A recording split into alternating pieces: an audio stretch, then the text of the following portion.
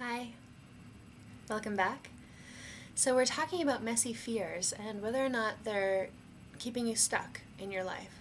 So the first step was to figure out if you have messy fears, and the second step was to understand how your mind works and why it might be keeping you stuck.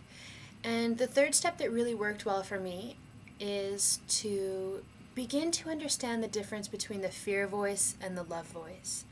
Now I call it the fear voice and the love voice because what I think is that there's this spectrum, there's this continuum of how we are in the world. And at one end is fear, and that means we're coming from fear, and we live our life from fear. And the other end is love, and that means we're living from love, and we're coming from a place of love in all aspects of our life. And I get this sense that in between each end of the spectrum are all the other emotions, happiness and sadness and anger and depression and worry and joy and peace and happiness. And so what I like to say is that if something is feeling good to you, it's feeling peaceful, joyful, happy, then chances are you're in the love spectrum, end of the spectrum. And if it's not feeling good, if it's creating worry and tightness in your body and sadness and desperation and hopelessness, then chances are you're probably at the fear end of the spectrum. So one of the things that I found really helpful when I was going through this process, and one of the things I encourage my clients to do, is to just listen to the voice. What's the voice that's directing how you live your life? Is it coming from fear? Is it feeling yucky? Or is it coming from love? And is it feeling good and making you feel yummy, I guess is the word. So in each moment of every day, I believe that you have a choice.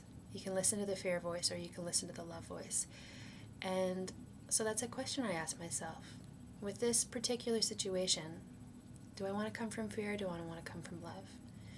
And then I think about what each voice would say. So the fear voice might say, oh, you're not good enough, you better not do that. What if people judge you? And the love voice might say, you are absolutely good enough. And you believe in yourself. I believe in you, you can do it.